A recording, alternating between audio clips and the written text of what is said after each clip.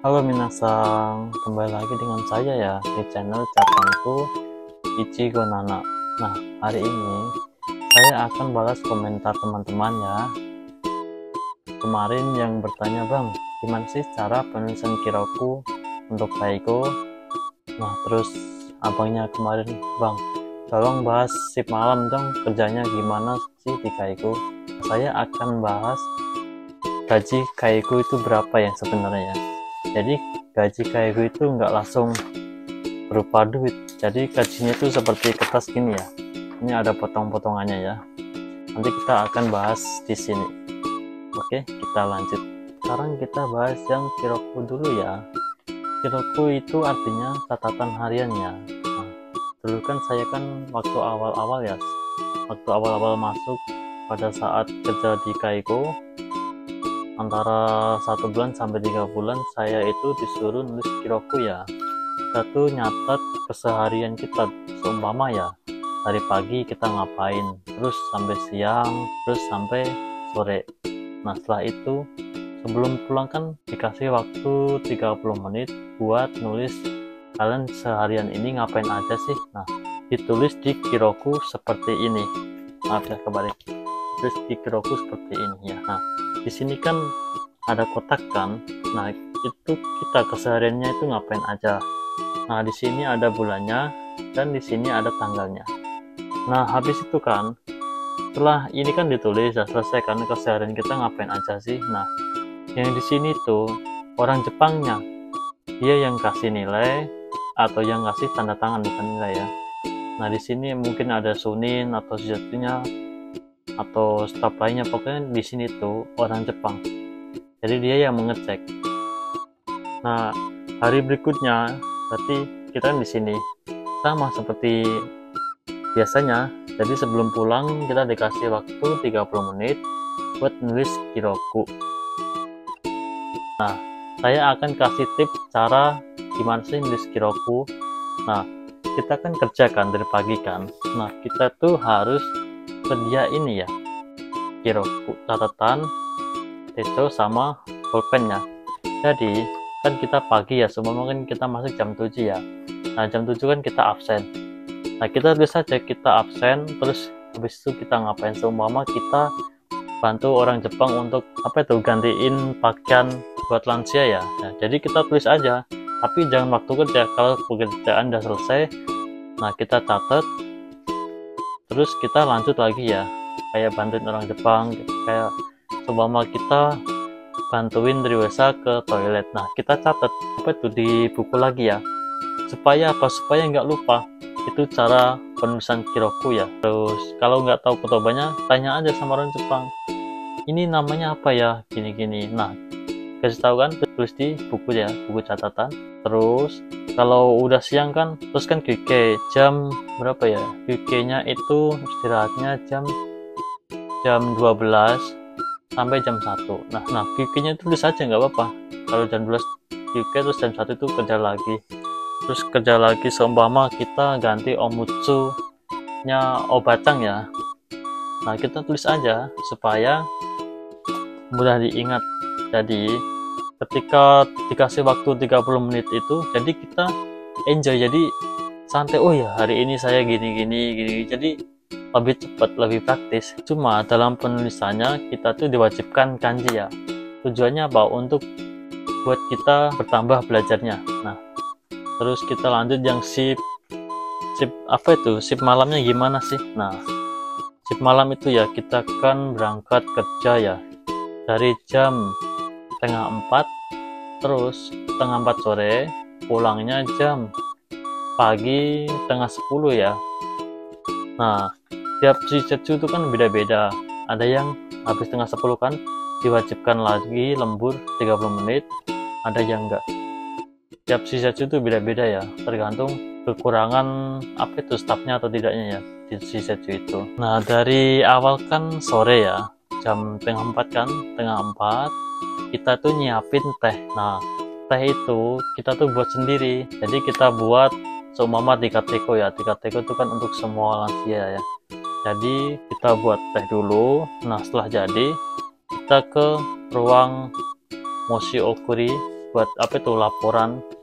Kan sebelum yaking kan pasti ada laporan dari orang yang kerja dari siang, nanti dilaporin ke orang yaking. Jadi kita mau shiokuri di situ.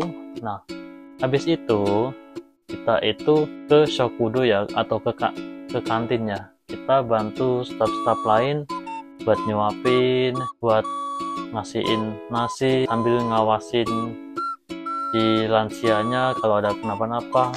Nah, setelah makan malam diusahakan itu kan ditidurkan ya. Kalau yang kondisinya udah ngantuk diantar ke kamar. Cuma kan ada juga yang Ryosa yang sehat-sehat, yang ninji show itu apa sih yang suka lupa-lupa itu.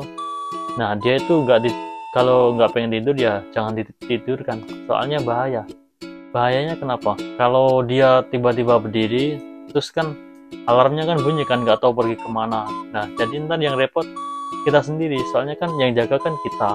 Soalnya ya yaking itu tergantung si setsu, ada yang 1 orang, ada yang 2 orang. Kalau 2 orang sih enaknya, jadi kita bisa gantian, bisa istirahat gantian ya. Cuma kalau 1 orang itu berat, soalnya apa, kadang ya bisa istirahat lama, kadang ya bisa saja nggak istirahat. Soalnya kan nungguin orang orang lansia kan gampang-gampang susah ya, kadang ini rewel, kadang enggak. Jadi seperti itu, jadi tiap si setsu itu beda-beda. Nah, habis itu kan tadi sampai mana? Nah, sampai nganterin Ryosa ya. Nah, kita kan nganterin Ryosanya ke kamarnya untuk bersihin mulutnya. Nah, habis itu kita nidurin di kasurnya ya, kita ijo-ijo. Terus kan sekarang kan Natsu ya, jadi kan kamarnya panas. Nah, kalau Natsu itu jendelanya tuh nggak usah ditutup, terus godenya itu dibuka, karena apa, panas di sini tuh. Jadi ntar yang nutup itu adalah orang yaking bagian. Jadi antara jam 7-an atau enggak, kalau udaranya udah sejuk baru ditutup. Soalnya kalau ditutup sore itu ruangannya pengap guys ya, panas. Tapi beda lagi sama kalau di Fuyu, jadi tergantung cuaca. Nah, habis itu kan jam 6 selesai ya, kita ngasih obat, ada yang ngasih obat tidur, ada yang ngasih obat mata. Terus ngasih obat kan jam 7 kan harus sudah kelar ya, jam 7. Nah, habis itu kita istirahat sebentar sambil ngawasin Ryosa yang masih belum tidur ya. Kita ngawasin di depan itu televisi.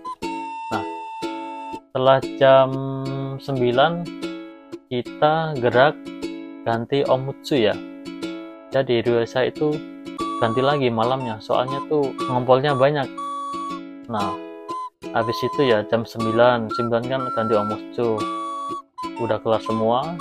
Terus kita gantian QK sama yang tadi kan 2 orang, jadi yang satu QK 2 jam. Kalau udah ntar gantian kita yang QK. Nah, yang nggak istirahat tadi kan kita kan wajib kan setiap 1 kali jam itu kita wajib jungkai. Jungkai itu adalah patroli, jadi kita patroli ke kamarnya lansia ya setiap 1 jam.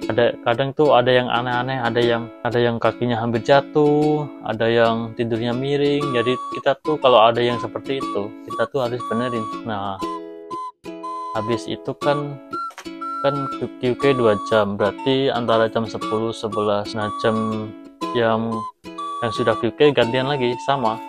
Jadi dia setiap 1 jam itu dia jungkai atau patroli ya. Nah, setelah jam 12 kita itu nulis kiroku di komputer ya. Siapa aja yang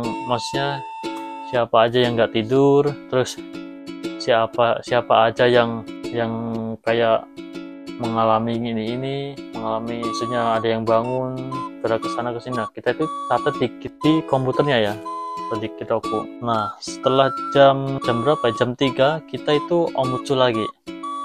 Jam 3 kita omutsu itu ganti popoknya lansia ya. Habis itu kan jam 4 selesai. Habis itu kita nyiapin epuron tuh celemeknya buat lansia kalau makan, biar nggak belepotan kayak celemek bayi itu yang dipasang di sini ya. Nah, kita nyiapin kan di meja makan. Habis itu kita nyiapin tehnya, Nah, setelah semuanya udah siap, kita kembali ke tempat kita yang jaga tadi, di ruang berkumpul. Nah, setelah itu kita bangunin semua lansia. Soalnya di tempat lansia saya itu kebanyakan pakai kursi roda, jadi yang bisa jalan itu cuma 3 orang, yang pakai kursi roda itu ada 40-an orang. Kita bangunin semuanya, terus kita kumpulin kan di ruang berkumpul itu. Nah, kalau udah dikasih apa itu, kasih minuman, kasih oca, kita antar lansianya ke tempat makan, ke kantin itu antara pukul 7. Jadi kita mengantarnya pukul 7 buat makan, kita nyuapin, kita bantu ini. Nah, setelah sudah, kita antar lagi ke kamar buat bersihin mulutnya ya. Nah, setelah itu kan ada juga yang kondisi lansia itu kan ada yang lemah ya, jadi dia tuh nggak bisa melek bertahan lama, jadi ya ada yang tidurin, tapi sebagian besar tuh diantar ke ruang berkumpul itu, soalnya kan udah tidur malam udah banyak, jadi buat kesehatannya nggak ditidurin. Nah, habis itu kan jam 9. Nah, jam 9 kan ada staf harian yang datang kan, ada yang jam 7 datang, ada yang jam 8 datang, ada jam 9 datang. Nah, habis itu kan kita gantian oper tugas. Jam 9 itu kita mau syukuri. Nah, kita kan mengalami kejanggalan lansia di malam hari ya, jadi kita sampaikan ke staf lainnya yang bekerja di pagi. Nah, habis mau syukuri itu selesai, udah kita beres-beres. Kalau udah jam waktunya pulang, kita pulang. Kan pulangnya jam setengah 10. Nah, seperti itu aja sih untuk shift malamnya ya. Nah, untuk gajian di Kaiko itu seperti ini guys, kelihatan nggak?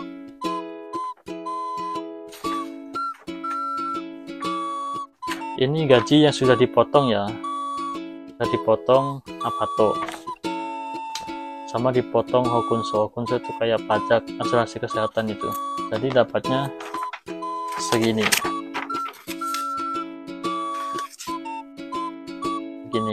Nah,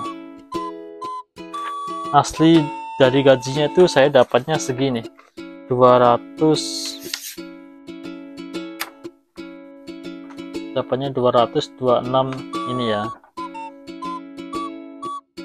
Nah, ini kan gaji kotornya, jadi kita tuh dipotong pajak lain-lain itu seperti bermacam-macam lah, seperti ini kan ada kan misalnya. Nah, potongannya tuh segini, ada 4 jutaan, 4.600.000-an lebih lah ya. Nah, kita kan dipotong jebret gini, terus gaji kita tinggal 18 itu kalau disetarakan uang ini tuh ya 18 jutaan. Nah, ini tuh masih dipotong lagi guys ya, gaji ini ya. Gaji kita yang udah dipotong itu masih dipotong lagi buat pembayaran air, pembayaran listrik, pembayaran wifi, terus pembayaran internet. Jadi masih dipotong itu antara 3 mangan lah, 3 mangan 2 sampai 3 mangannya. Nah, habis itu masih dipotong lagi biaya kita 1 bulan. Kalian seumpama ya, 1 bulan itu habis berapa? Habis 2 mang. Kalau saya sih 3 mangan, 1 bulan 3 mang ya, berarti berapa? Udah 5 ya kan, tadi kan gas air itu ya antara 6 mangan lah, berarti tinggal 12 itu ya, bener, tinggal 12. Nah, di 12 itu kita pintar-pintar nyimpan uangnya, kita harus pintar-pintar cara nabungnya gimana, seperti itulah gaji di Kaiko.